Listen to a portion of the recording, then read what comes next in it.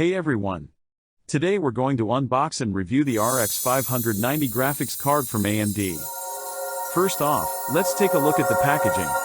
The box is sleek and minimalistic, with a clear image of the graphics card on the front. Removing the card from the box, you can immediately feel the heft of it. This is a sturdy piece of hardware with a great build quality. Installation was a breeze, with the card slotting easily into our PC's PCI Express slot. The two 8-pin power connectors give us plenty of juice to power the card. And now for the real test. We fired up some of our favorite games and were blown away by the performance of the RX 590. The card handled even the most demanding games with ease, with no lag or stuttering. The card also features a whopping 8 GB of GDDR5 memory, which ensures smooth and seamless multitasking and handling of complex visual content.